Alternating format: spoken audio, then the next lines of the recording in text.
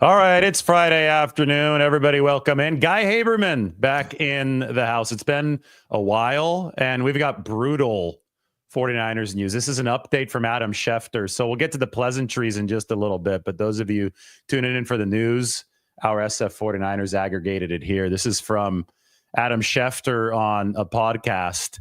He says that Brandon Aiyuk is not going to be ready to play until about mid-season.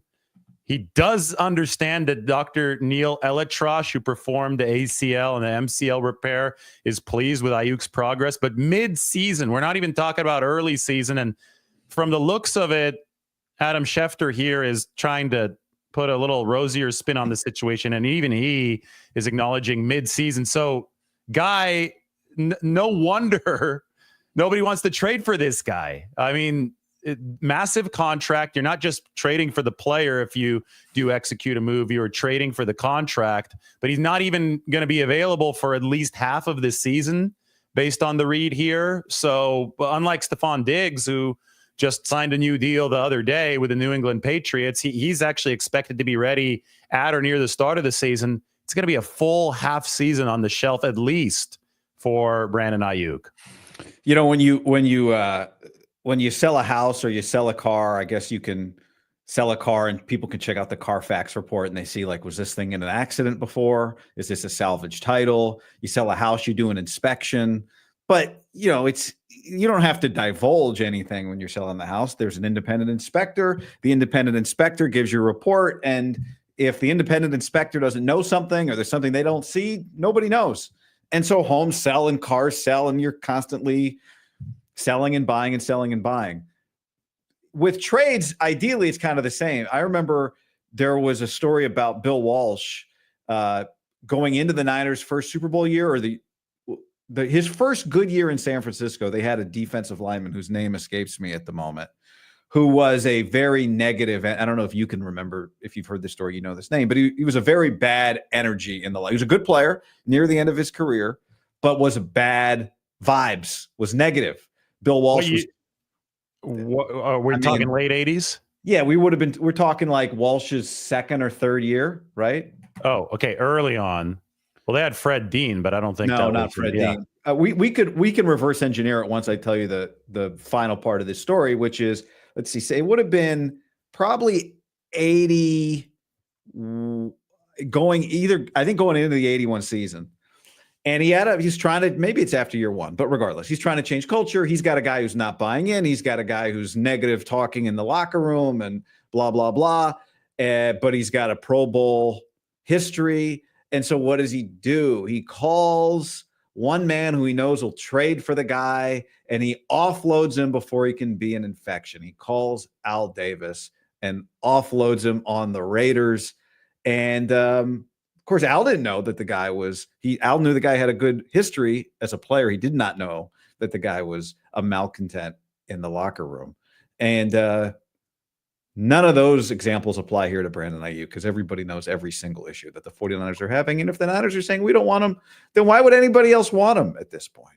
You know, you're talking about trading away a defensive lineman who's a malcontent in the locker room who the 49ers were having some issues with on a team-wide basis. And I automatically, as somebody who follows the 49ers, my thought went to about 10 years later with Charles Haley. And the 49ers regretted that one going to Dallas. But yeah, this right here, though, obviously there is the acrimony that came out of the entire negotiation last year. We can go through everything that's gone wrong for the 49ers at every step of the way. But the injury right here is that's issue number one, right? And teams need, especially if they're going to be giving up draft capital, which is extremely valuable in this draft, which is so deep in the top 100, top 150 spots. Teams don't want to give up draft capital. And B, if they're going to be committing hefty financial resources. And for Brandon Aiyuk, the contract that a team would inherit is, quite frankly, massive. We could take a quick look at it right here. If teams are going to take this on, and the bold right here is guaranteed money, so it's basically $50 million guaranteed over 2025 and 2026, because that 2026 guarantee is going to vest on April 1st. There's no way around it because Brandon Aiyuk can't pass a physical right now, so you can't cut him. That, I mean, if you're going to commit to that, you're going to need at least some certainty regarding health and availability. And this whole new report, I mean, we were waiting for John Lynch at the combine. He said that at some point there's going to be a marker checkup with Dr. Neil Elatrosh, and there's going to be a firmer date regarding Brandon Aiyuk's availability and his return. And it sounds like that date is now being established as midseason. It's just too late, too little certainty for to be able to shoulder this kind of financial and draft pick burden. So let me ask you a question. What is obviously the newsworthy part of this is that it's a firm date, that before it's not really even a firm date, but it's a firmer timeline, right? Firmer by midseason, which. But let me ask you, but what were you hopeful that he might return in late September? Well, Stephon Diggs got hurt around the same time. I think maybe a little bit later, but he had surgery earlier because it was a clean ACL for Diggs. And he is looking at trying to be back for week 1. If this midseason timeline is accurate for Brandon Aiyuk, he got hurt, I believe, on October 7th. It was week 7, maybe a little bit later than that. Say October last year. He played 7 games. Okay, so he played 7 games. If midseason is correct, it will be over a year since the ACL and the MCL tear. When we look at ACL tears nowadays, you hope for the 9 months, right? But we do know that it's different than the Diggs injury and that he also tore his MCL. There's more swelling, so they couldn't go under the knife until a little bit later because you have to allow the swelling to subside. So I think from the very start, when we learned that there was also MCL damage, that this wasn't the clean ACL tear, I think that it became apparent that 9 months would be aggressive, right? But this is going to be over a year if this Schefter ballpark timeline is correct, and that's brutal. I don't see any other way around it, considering the fact that when they executed this contract, they're obviously under the gun before the start of the regular season, and they did leave themselves a potential escape hatch with the option triggering on April 1st. But the one thing that 49ers could not afford was a devastating injury, because then you can't use the escape hatch if you feel like you need to use it. And I think that's the bind that they find themselves in now. Yeah. I mean, I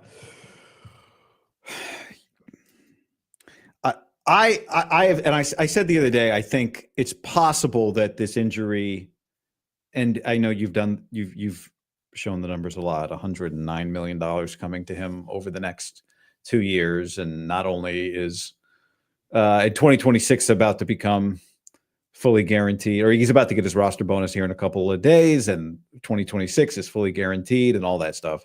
And I know everybody is understandably down on him, not because he got hurt, but because he wasn't that good before he got hurt. But I still think there's a real possibility, I don't know what the percentage is, that when Brandon Aiyuk is healthy, he is the 49ers' best receiver again. I don't think it's that much of a stretch. I think what really matters when we're talking about ACL injuries or any injury, but surgery, is not when you come back, but how good are you when you return, right? That's what his contract allows for. If he had 1 year left on his contract, then it would matter when he comes back. But he's got several years left on his contract. So what matters is how good he is when he comes back. In 2026, if Brandon Aiyuk's 100% and can go catch 75 balls again, then it won't matter that he came back week 10 instead of week 6 or week 11 instead of week 4 in the 2025 season. I'm optimistic about the continued evolution. I once thought we'd definitely seen the ceiling Juwan Jennings. Maybe there's a little more there. Even if we have seen the ceiling, that's a really good player. I think it's fair to be cautiously optimistic on Ricky Pearsall. But even if Ricky Pearsall delivers on whatever that means, the odds that he ever puts together a season as good or better than the one that Brandon Aiyuk put together in 2023 are just low. It was an incredible season. His yards per catch was off the charts. He was a top 10 easily. I think it's top 5 in that 23 season. Yeah, inarguably a top 10 receiver, a top 8 receiver, inarguably. So I still think the odds are if we say this is an injury that it's reasonable to expect a full recovery from, and we consider what both Deebo Samuel and Nick Bosa said about how contract negotiations with the 49ers affected them in their first year, I don't think it's unreasonable to go. The odds are better than 50-50 that when this guy's healthy, he's their best receiver again, which matters when Brock Purdy's making whatever Brock Purdy is going to be making, right? Like, that to me is the most important part. Is his head right? Is he and Kyle Shanahan going to be in a good place? It doesn't matter ultimately if Jed York and Parag don't love the contract. It's his team. It's the locker room that he needs to be in a good place with, and himself that he needs to be in a good place with. That's all the long-term question, right? And I think there are big questions within that. I think that a lot of the things that you say is his head right? Are the 49ers going to be in a good spot even when he is healthy? There are big ifs there, but I agree. Yeah. And I think that the 49ers at this point are almost bound to find out. Like they may want to ship Brandon Aiyuk off and get some draft capital in return and not have to worry about those questions in the future. But I think that the situation right now dictates that it's overwhelmingly likely that they're going to have to hope that works out in their favor. Throughout this whole thing, my main stance has been, well, yeah, the 49ers may want to send him away, but the most pragmatic way forward here, the way that they're being really straitjacketed into, is they're going to have to keep Brandon Aiyuk because nobody's going to want to trade for him. And they're going to have to hope that he comes back to his pre-injury form. And I think it's very important to take a step back. Pre-injury form. Yeah, yeah. But take a step back, and I think you did a great job of this. Acknowledge how good he was in 2023.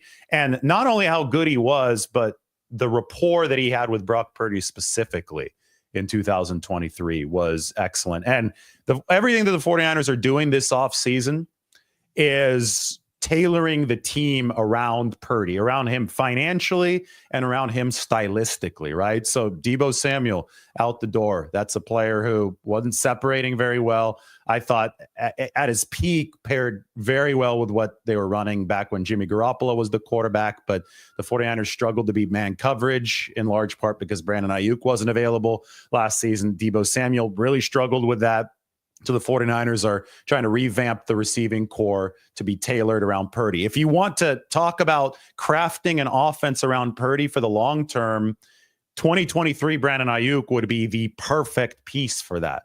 But whether or not you get the dynamics back to where they were in 2023 is the big question remaining to be seen. That being said, from a practical standpoint, I think the 49ers' only choice might be to sit back and find out if that's the case. Now, in the meantime, that's the long-term question, right? The short-term question is, how do the 49ers replace this guy for at least the first half of 2025 and probably more, because even if he does come back midseason, can you expect him to be a top-tier player while he's working his way back into the mix? So I have one name, Amari Cooper, and then we could talk about the draft. But I think that the 49ers aren't, I mean, Demarcus Robinson's a nice ad, but that's a lower mid-level ad. I think that the 49ers are still going to have to spruce up that receiving room. The 49ers were, as we know, happy, they thought, to take Amari Cooper back as part of a Brandon Aiyuk trade last year. They were ready to do it. They were going to do it. So I think Amari Cooper absolutely has to be at the very. I wonder what stopped them. Yeah, Brandon Aiyuk didn't want to play for the Browns. He wanted to be traded, but only to one place. Which, by the way, we don't need to relitigate this. And even then, it didn't seem like he wanted to be traded there, because when the 49ers were about to execute the trade, he said, no, I'm going to sign the contract. Don't send me to Pittsburgh. So, hey, by the way, quick detour. Cedric Hardman was the player that Bill Walsh traded to the Raiders. And he is, do you know what his distinction is in the 49ers history?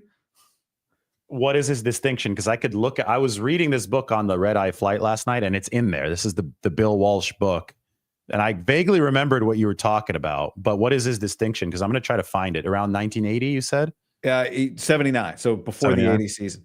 Okay. He is the all-time leader in sacks in the 49ers history. Currently, he is this franchise's all-time sacks leader. So Bosa's like number 2 or number 3, right? Bosa, I've got Bosa at 5, 62.5, Charles Haley at 4, Tommy Hart at 3, Bryant Young with 89.5, and then Cedric Hardman 108. Wow. So he was with the 49ers until 79. Okay. So it was Bill Walsh's first year. So this is going to be the initial house cleaning, which was actually a fascinating part of this. I'll have to find this. Yeah. See if you can find, I read it in the other Walsh book. Not It Takes What It Takes. Whatever the other Walsh book is. Some of the longer time fans are going to be pulling their hair out that we did not know that name off the top of our heads. But this was a guy who was a 2-time Pro Bowler, 71 and 75. I apologize before my time. I think before yours as well. But then he went on and won a Super Bowl with the Raiders in 1980. So I guess it worked out for both parties, right? Because then the Niners won, and I guess he fit the Raiders culture better. And all he had to do at that point was cross the bay. That was the Oakland era. It was before they moved to LA, and then obviously before they came back and moved to Las Vegas. So Cedric Hardman wouldn't be the first time that the 49ers traded a sackmaster away to a rival, but this one worked out a little bit better than Haley. Yeah. All right. You were going to make a point on Aiyuk, and we were talking about Amari Cooper. Well, how many? I have a lot of points that I want to make here. We could talk about the injury aspect of this, but the personal acrimony is a real thing. I think that's been well documented because the contract saga, I mean, we all lived through it last off season.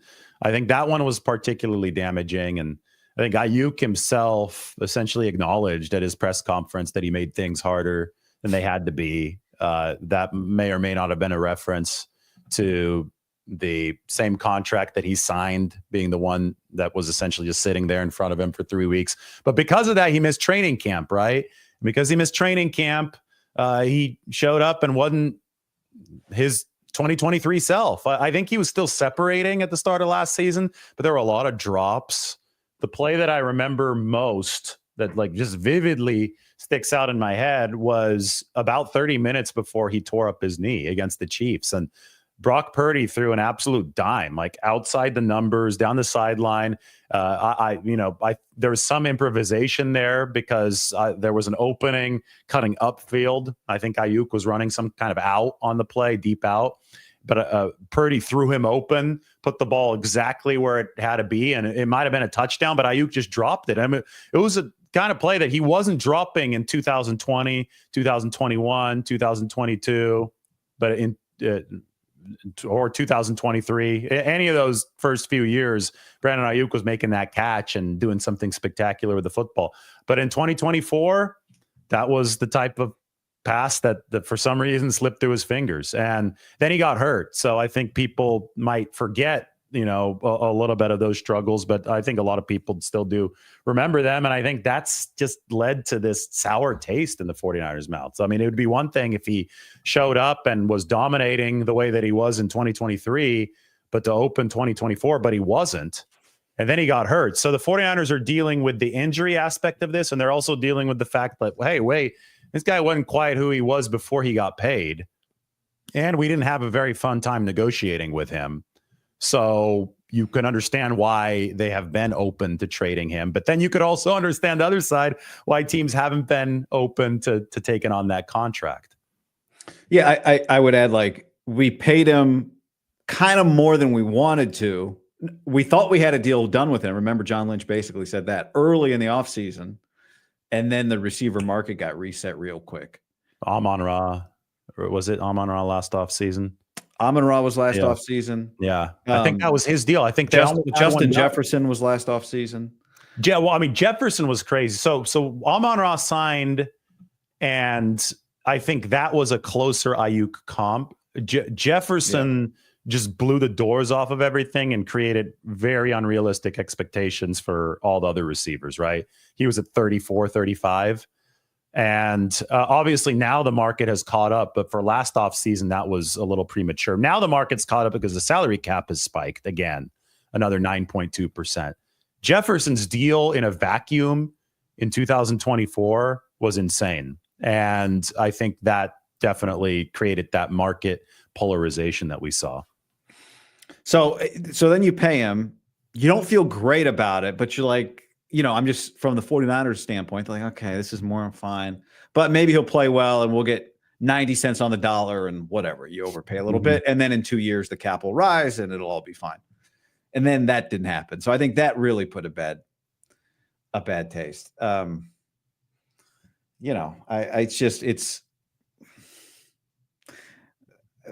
It's not a good situation because now he can't, the injury not only is an injury, but it prevents him from kind of using this season to wash away what last year was and hit camp and come back in great shape and ready to work and be a leader. And all of a sudden, it happened with Debo, David. After all the acrimony with Debo played well and all was forgotten and forgiven. And Aiyuk doesn't, part of this injury is now he doesn't get that chance to come back and say, no, I am locked in. I am ready to roll. All that stuff is, I am the guy you paid. And so that just makes all this other stuff linger for a while. But, funny that you mentioned Debo and value, because the value wasn't bad for Debo Samuel over his time, over the 3 seasons he played since signing. And I think a lot of people have that a little skewed. But now that Debo is in Washington, we could look at what exactly the 49ers paid out after the 2022 extension and how he produced. They paid out $59 million over 3 years, which adds up to 19 point something per year. So less than $20 million per year, which actually now ranks number 22 of all wide receivers. Just goes to show you how that market is overheated. And he gave him over 1,000 total yards a year per se. That includes the bad 2024 season. So what you said, he was good after. He gave him game-changing plays between the rushing, the receiving, and the return yardage. 1,187 yards per year, I think, was the total. Nobody's saying that Debo was as great as he was in 2021 before the contract. That's not the argument that I'm making. But he was a solid player that delivered massive moments. I think Philadelphia 2023. I think the NFC Championship game later that season against the Lions to get the comeback started in the second half. And if you just look at that objectively, taking away all the contract drama and your personal feelings about a matter, if you just look at that objectively and you say, would you take this production for 19 point something million per year? I think the 49ers would say, sure, we'd do it again. Can Brandon Aiyuk get to that point? Can he salvage what's on this contract and give the 49ers production that's going to make them look back on it and say, okay, yeah, it wasn't that bad? Early returns are no, but as you said, I think there still is a chance, at least, of that happening in the future. But right now, they're at the bottom point of the arc right now as we speak. I understandably, we've spent a lot of time talking about Aiyuk this offseason, and we should. We don't have to just talk about one thing, and we can talk about one thing as much as we want. But the Christian McCaffrey injury is the one that, now with the news today, the Schefter report, that it's going to be at least half a season for Aiyuk. The McCaffrey one is the one that really changes everything for the 49ers this year. If he comes back fully healthy and is the same guy again, then I think they go win 10, 11 games. Like, I don't think that's overly optimistic, even with so much of their roster unknown at this point. And it all hinges, as we know, on him. Like, his absence or his presence changes everything more dramatically than maybe anybody else. At Kittle, I think you'd have to include George in that just because of the way they can run the ball with him. But it is such a significant difference for Brock Purdy, for the 49ers, when McCaffrey's around. Yep. And it almost feels like that recovery. I don't know if I think some people are resigned to the real possibility that he'll never get back just because of how weird. Like, it's one thing when you just get hurt suddenly in a traumatic event like Aiyuk did. It's another thing when you have this injury, just bilateral Achilles, like for a running back. He's fully recovered from that. That's the one misconception, right? Is that I don't know, man. Like, I believe that, but Dre Greenlaw was fully recovered and then got like 32 snaps. I get it, but the injury that knocked McCaffrey out in Buffalo was completely unrelated. That was his knee. That was the PCL. Understood. I know. It cropped up out of nowhere once, and until we see him play, I think it has to remain in the back of your mind. I'm sure it's in the back of his. Yeah. That if it came out of nowhere once, can't it come out of nowhere again? Well, based on what I understand, especially since it was in both Achilles, it is a likely product of excessive use. And the 49ers had played and training, right? Not just use over the course of a season, but think about what kind of machine McCaffrey is working out. Then think about the fact that the 49ers played a full 20-game season in 2022, his first year with the team. Then they played a full 20-game season in 2023. So he's going the distance in a way that he had never gone the distance before with Carolina. And you combine that with his intensive offseason training, you could see where the ingredients for some overuse would come in. And then both Achilles flare up, bilateral Achilles tendonitis, and he's got to recalibrate. He's got to figure out, okay, I'm playing these long seasons. I'm not getting any younger. I have this scare with both of my Achilles. And, he talked about this at his end of season press conference. He says, I got to figure out, the right balance, the right way to go about things training wise. I do think, though, that he talked about the fact that it was hard to walk to the bathroom early in that 2023 season when he was on injured reserve. The fact that he was able to get from that point to how he looked in that first quarter against Buffalo in the snow, I mean, he was electric. And he was a little bit off before that. And that wasn't surprising, right? But by the time he hit that Buffalo game, the cruelest irony of this all is that he got hurt on a play where he basically an inch away from a touchdown. It was a shoestring tackle from Taylor Rapp. We both covered Taylor Rapp at Washington that got him, and he slammed his knee on that play. So I think the fact that he was able to make that kind of recovery, that's a big positive indicator for the 49ers. But I agree with you. Like, hopefully he's figured out a way to manage this and manage his workload throughout the year so that the Achilles stuff doesn't flare up again. Yeah, and will Kyle manage his workload throughout the year? That too, but I think almost like we also focus on what these guys are doing on Sundays, but like the strain they put their bodies through to train for these seasons is probably takes up a greater percentage of their overall capacity over the course of the year. And we know how hard Christian works, right? So we can't just focus on the Sunday workload. I think it's also the way that he prepares his body over the course of the year. That's out of sight, out of mind for us. So I think there's so many factors. And obviously one of them is how heavily they use Christian McCaffrey, which is why they have Isaac Guerendo now, which is why they're probably going to draft another running back. Jordan Mason, as well as he ran last year, it was not for whatever reason, was not a featured part of the receiving game. They weren't efficient passing wise. They would like another back who is going to be on the same page as Brock Purdy, so they could be a little bit more interchangeable. And I think that's going to allow them to give McCaffrey some more rests. Guerendo hopefully is at that point for the 49ers now too. Yeah. But again, another guy who, there's just so much, as there is every year, reliance on health, but Guerendo's another guy in that category. By the way, NRG Texans play on artificial grass, right? Yes. Arizona plays on real grass. Grass. Texans, Lucas Oil, SoFi is artificial. Superdome is artificial. MetLife, love to go back to MetLife, artificial. Met Death Stadium. Lumen Field, Seattle, artificial. That's 6. That's 6. Most of their road games are on turf, artificial turf. Yeah, it's brutal. Does any other team talk about artificial turf like the 49ers?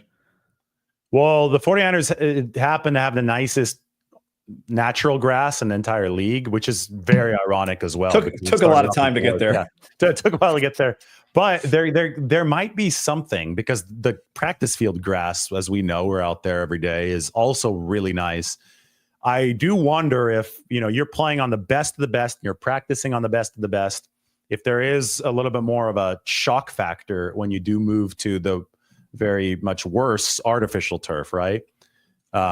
It's almost like you're not as braced for the bad grass or the bad turf. So I mean, it is I mean, the 49ers have had, going back to that 2020 game, week 2, MetLife Stadium, where you had Bosa, Solomon Thomas, and Jimmy Garoppolo was a high ankle sprain that game. But I mean, you had 3 massive injuries just clumped together. Well, the Solomon and Bosa, were those back-to-back plays? Wasn't it back-to-back plays? I think it was either 2 and I think 3. 2 and 3 plays. Yeah. Yeah.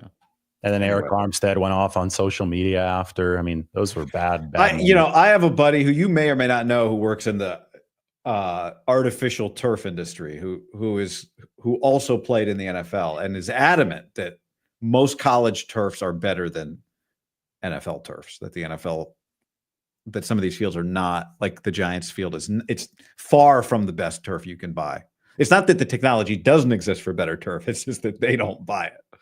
So, wow. Well, Aiyuk's happened though on the natural grass. That was just, he was in a bad position and was it like almost a helmet to the knee, right? It was it was a brutal one that got the ACL and the MCL. Let's go back to that, how the 49ers might, speaking of like injury curses or curses in general. I asked Mike, he does a good job producing the show. I'm like, hey, who's your favorite wide receiver for the 49ers to draft? And he goes, Kyle Williams. Washington Don't State? throw the tomatoes, people, right now. Washington State, Kyle Williams, yes. But like, maybe that's what the 49ers need to undo these 2 decades of torture. Is okay. It all came to a head with Brandon Aiyuk tearing his ACL and MCL. He can't get out of the contract. It's a total mess. Who do they draft to fix it? A guy named Kyle Williams. Like, the football gods really would have a sense of humor. They do, because Mac Jones is on the 49ers now. But if Kyle Williams ends up being the savior of the 49ers receiver room, I was at that NFC Championship game. I was sitting in the upper deck over in Candlestick, January 2012. It was pouring rain. What round is Kyle Williams getting drafted in? Maybe Mike's angle is like, oh, let's take a guy in the 5th round, and then and that's where the Niners do their best work. He runs a 4.40. Yeah.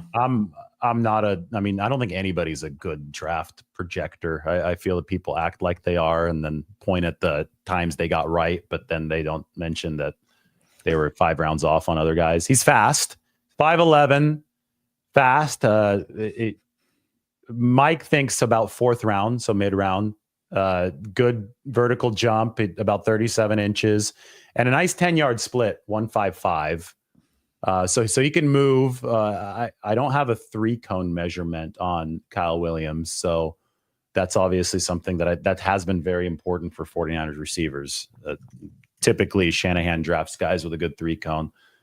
You probably saw a little bit more of Kyle Williams live. Did you cover much? A couple years ago. Yeah, a couple years ago. They Washington State back then was running the air raid and spreading it around. R.I.P. Mike Leach, but he was probably after Leach, right? Leach went to after Mike Leach. It was the Jake Dickert era. Okay, who's now also gone. Where is Ty?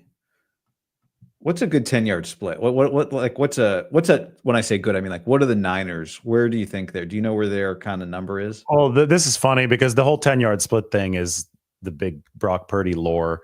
Right. Kyle Williams runs a 4.40 with a 1.55 10-yard split. Purdy had a 1.55 10-yard split. Yeah. That's what's insane about Purdy. So 1.55 is good. And when I asked Purdy about his split, Dre Greenlaw was in the locker right next to him.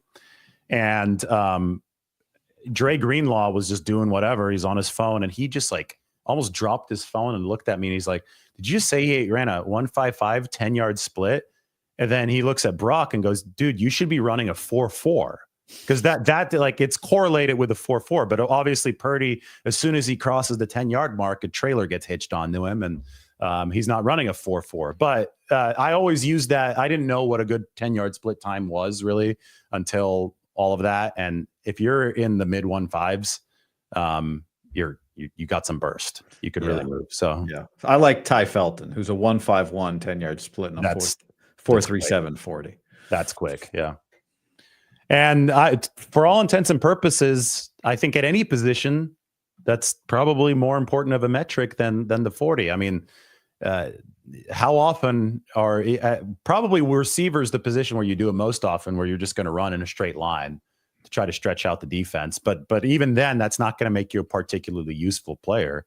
It's the NFL, especially with how pass rushes are overwhelming offensive lines. You got to be able to get the ball out quick. So getting open quick and short, dynamic, movements is more important these days. Yeah.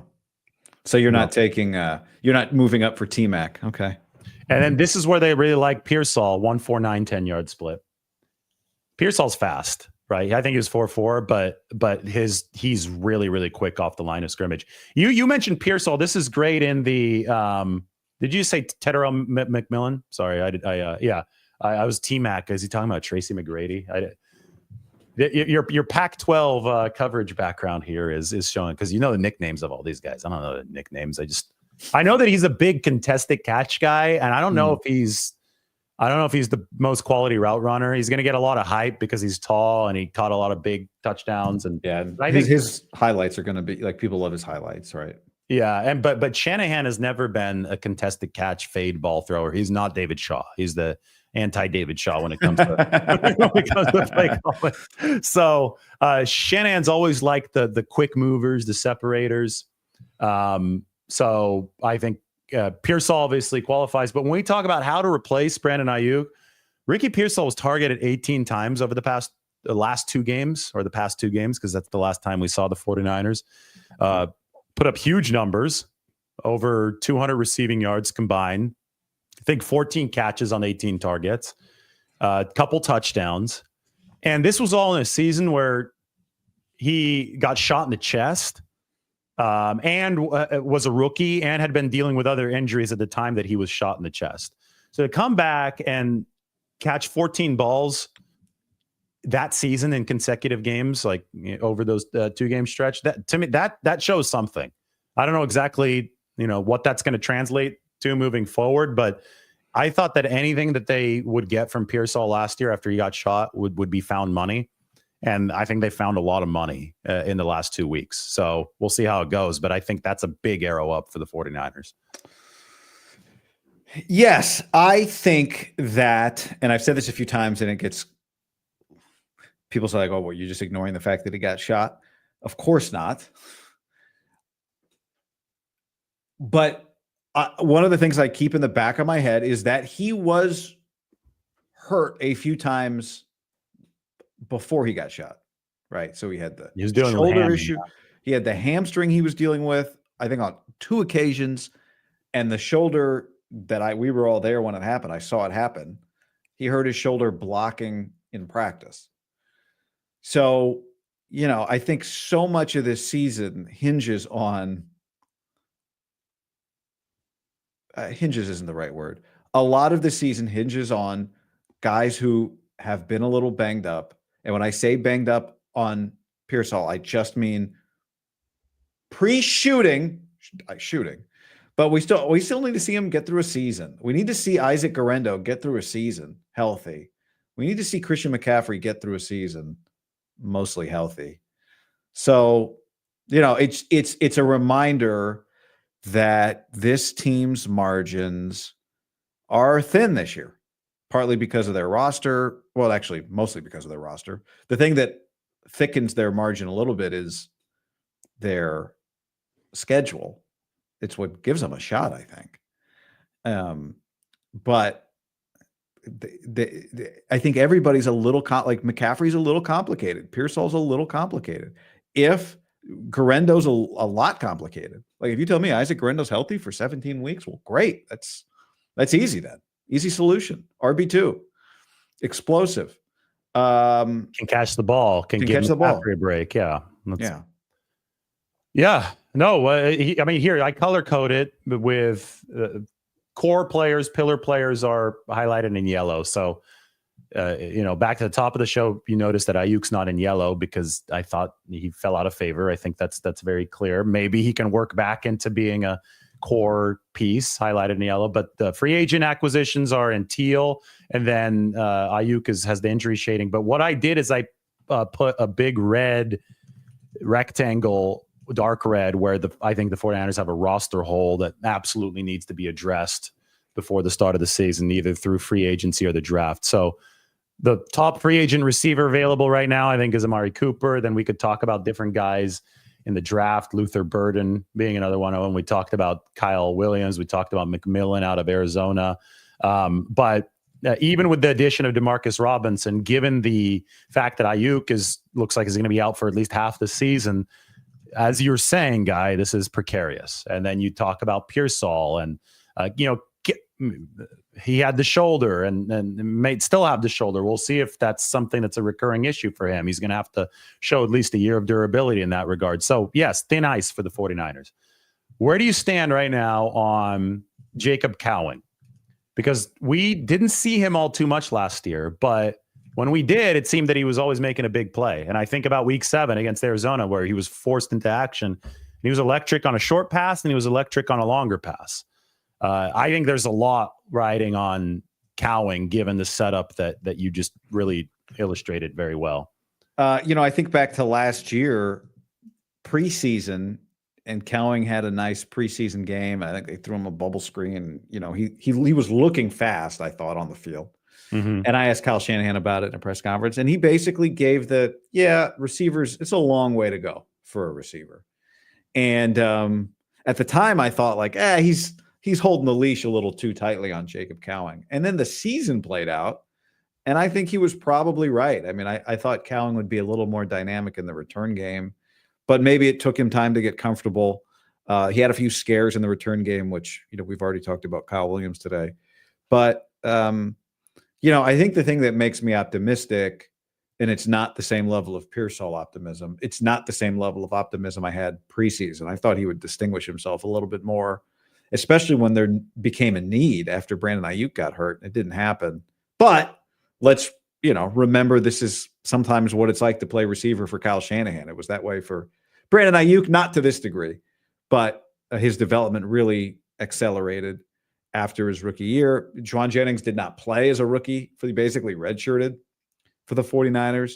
So, I mean, that's the part that you go, okay, maybe there can be a little bit more here for Cowing. But I'll go back to Pearsall. Mentioned that the guys, their rookie years, it's taken some time for these receivers. The fact that Pearsall was able to give them anything, that's why I see it as kind of found money with Pearsall last year. Because you're right. Year 2 is huge in this system. I will just say, I'm not holding my breath. For Pearsall, that one's critical. For Cowing, maybe it'll work out. I hope it does. But it doesn't feel as critical. One guy I want to ask you about, the Stanford guy. I tuned into Stanford, and this is not going to sound good because supposedly I should be a Stanford fan since I went there and everything. But just they hadn't given me many reasons to watch. But one night they were playing Colorado. Yeah, everyone saw that game. Yeah, and I heard they were coming back, so it was a Friday night, and I was flying out to Cleveland or something the next day. I forgot where I was going, but I turned on at the apartment in San Francisco. I turned on the game, and this guy Aiyuk just takes over, and I'm like, he looked like T.O. in his prime. I'm like, against Travis Hunter in that game, it was they were down 30 plus, and they came back and they won. And this guy wasn't nearly 300 receiving yards. It was insane. It was 200 plus, right? Yeah. John Lynch. It was like half of his season total, wasn't it? Yeah, I don't know what he did the rest of the season because I didn't watch the rest of the season, but I watched that game, and he obviously flashed enough to leave an imprint. I sat down and in front of the camera right after, and I went live. I had no idea who this guy was, and I just went live and talked about it for an hour, and a ton of people were tuning in and watching. Like, when was the last time prior to that a Stanford football game had drawn so much casual buzz? You have to go back to McCaffrey in 2015, right? It had been almost a decade. So anyway, tall receiver obviously has performed well against good competition. Maybe just a flash in the pan, but you might be a little bit more familiar. John Lynch might really like him. He was talking to him at the pro day. What do you think of Aiyuk? Yeah, for people again, just that game was 2 years. That was 2023. So then he plays 2024, and 63 for 830 yards. And that for that team is actually pretty good. They were constantly changing quarterbacks, mobile quarterback. I didn't. I don't have like an insight on him and like having covered him closely or something. I will. But this is not probably fair to him, but I will say there's just there's a recent history of Stanford producing these guys who look like they should be beasts, but Stanford's offense doesn't allow them the opportunity to do it. And so they have, because Stanford recruits historically really well, you can really project a guy. And the guy that comes to mind from 2 years ago was Michael Wilson, who got, who I don't Arizona remember. Now, yeah. Yeah, who was a third-round pick, which was definitely exceeded his production in college, right? And I'm just looking back. Did he played last year, right? Yeah, I'm going to go 2023 stats. So he's like 35, 40 catches over the course of 2 years. I mean, physically, he is an NFL guy, and that's what got him drafted. But anyway, it's a long way for me to say. He was more explosive his first year. He had more yards on fewer catches. Interesting. I didn't watch Stanford much last year, so I can't give you a firsthand account of Aiyuk Iomanor, other than it's clear that there's some heat on him right now. Yeah, and it's just up the road from Santa Clara. So Leonard Hankerson was there, receivers coach, and obviously Lynch was there. I think that one of the big factors when you're scouting players is you look to see what they did against their best competition, because that's going to theoretically translate to the type of competition they're going to play in the NFL. And it was the Renard Green thing, right? Yeah. Renardo Green shut down Malik Neighbors, Brian Thomas Jr., and Ricky Pearsall in the same season. And look at that. I mean, just as we wrap up here, big picture, entering this draft, how did the 49ers replace Brandon Aiyuk? We put that at the bottom of the screen here in this brutal 49ers update on Brandon Aiyuk. But the right way that you replace anybody, and the way that the 49ers are obviously going about their business this offseason, is by focusing on the NFL draft. And this is probably more applicable to the defensive side of the ball. That's how the Eagles have built their team. That's how the Rams have renovated their roster. Is that they're okay with paying some veterans on the offensive side and building around the experienced quarterback, because continuity is so important on offense. But these teams want young, hungry, fast defenses. And generally, they want those defenses to be more cost efficient because they're pouring so much money into the offense. So regardless of who we're talking about replacing, whether it be on the offensive or defensive side, even if it's more focused on the defense, but either way, the talent pipeline, the as John Lynch likes to say, the lifeblood of sustainability in the NFL is the draft. And that is how the 49ers have angled this offseason. And we might have different thoughts on exactly how many chips they're pushing into the middle of the table for the draft, but I think it's really clear how they're approaching these next 3 weeks to the next month. I agree. Yeah. I mean, I don't begrudge anybody who has watched this offseason and gone, it feels like the wind is out of their sails. I get it. Mm-hmm. I get it. I mean, there's so many question marks on their roster right now. The last 3 years, or the previous 3 years, I did a comparison a few times to Kansas City. The Chiefs have drafted depth at a higher level than the Niners have. Their guys they draft in the top 4 rounds play a much higher percentage of the available games to them, and their draft picks in general play a much higher percentage of their available games to them. They're also ahead of the 49ers on the timeline of how your roster has to change once you pay your quarterback. The 49ers are now arriving there. And hopefully that they're, this little 3-year cycle for them of positive drafting starts in 2024. That 2024 is the first of 2 or 3 consecutive years of really drafting for depth. Right now, if Brandon Aiyuk comes back healthy, big if, but if he comes back healthy, Like you can pretty clearly see in 2025 by the end of the year who the 49ers stars are. Their quarterback is their star. Their left tackle is their star. Their middle linebacker is a star. One of their corners is one of their stars. They have an edge rusher that's a star. They've got a tight end that's a star. They've got a running back that's a star. And if Aiyuk is back by crunch time and they've been able to take advantage of their schedule, then they have a receiver that should play like a star. They don't. You want star. They need starting depth. Starting. They need starting depth. Right? That's what they need. An edge rusher. It doesn't have to be as good as Bosa. You just got to be a starter. Now, I'd love for them to get another everything. I'm never going to be able to unsee that. You can't spell starter without star. Star, yeah. But I would love for them to get another star on the offensive line. At 11, you would love for them to get a star. But a lack of stars is not their issue right now. Lack of like playoff depth is their issue. Yes.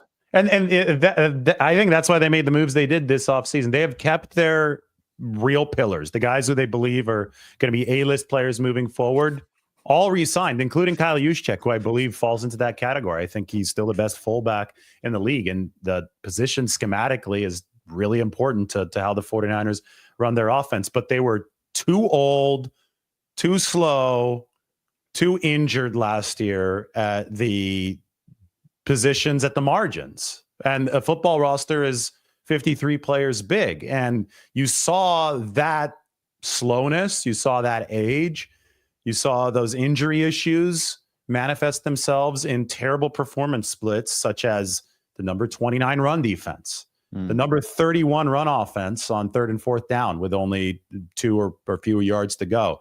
Average separation, number 32, dead last. Like all these like really key markers, the 49ers were at or near the very bottom of the league.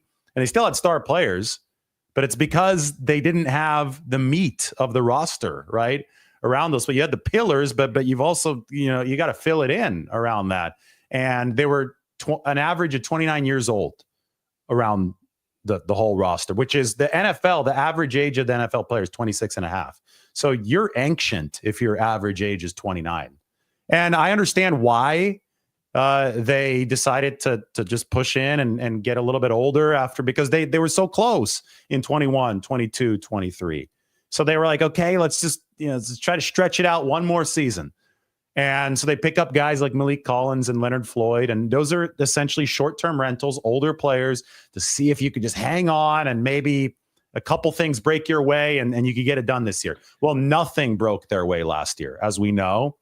So you retreat from that strategy. You say, okay, wait, these quick rental. Okay, now this is really bottomed out. We need to abandon course. We need a youth infusion. We need to do something like this. This was the way I illustrated it. The Rams defensive line is at the top. This is from last year. The 49ers is at the bottom. The acquisition method in the middle, if there is a color shading there, it means the player was acquired through the draft or as a UDFA. As you can see, look at the Rams. Like essentially the entire defensive line was acquired through the draft, and almost, the vast majority of players over the past 2 years. They've used, I think, 8 picks on defensive linemen over the course of 2 seasons, either 8 or 6. It's a lot. And they've hit on most of those. Meanwhile, the 49ers 2024 line, there's a lot of free agents there. There's a lot of veterans there who were contributing in some ways, but also part of a defense that wasn't good. So they just said, let's scrap it. Let's renovate. Let's renovate like the Rams did. And that's what they have to do at the end of next month. You can't deny last year that the young players they had, actually, you could feel the young energy that they had. And in that way, I think they might be a year ahead of where the Rams were, because the Rams were, the reason I bring up the Rams is the parallels are almost eerie. Rams go to the Super Bowl, they actually win it, so that parallel is not there. They actually win it, but they come off the Super Bowl and they go 5-12. 49ers go 6-11. Roster age, I mean, the run defense just craters. They can't do anything. Cooper Kupp is not the same guy. Stafford was dealing with some injuries. Purdy was dealing with some last year. It's just a bad year. And they're in cap hell. I don't think the 49ers are in cap hell, but they're just not efficient spending their money. They weren't entering this offseason. So the Rams enter 2023 with this big time draft mandate. And they say, we're not signing veterans, we're drafting everybody. They entered camp that year with 36 rookies on the roster. 36. They had 14 draftees. All 14 of them made the 53-man roster, right? So you just look at the sheer scale of the youth infusion there, and you realize that they did that all in 2023 and 2024. The 22 draft wasn't even as impactful, whereas the 49ers have the 2024 draft class already under their belt.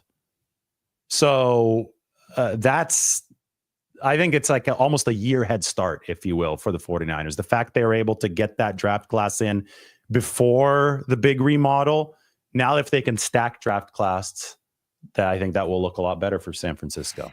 Yeah, I mean, it's having the plan is the easy part. Committing to the plan is slightly harder, but also the easy part. The hard part is nailing the picks, and that's the part that's coming up. So the plan is not the issue. The plan's fine if it works. And now it's executing it. And I guess I'll leave with this. We could talk about this next time. We got to do this more often. People want this more often. Give us a thumbs up in the comments. But I know we've been busy. Guys, you've been off announcing basketball, right? You've been really busy with basketball. Now it's finally over, but yeah. But yeah, we got to do this more often. And the last thing I wanted to say is that it seems to me that they might have changed their process draft wise last year. That they were definitely more R&D focused. Like the analytics backed up a lot of what they were doing. It was like, okay, this is why they're picking this guy. He's elite in this very specific metric. They want to plug him in that way. I think they were going, maybe it was Kyle Shanahan running more of the picks before, but they're going more off gut feeling before. And I thought last year was just scientific. It was surgical.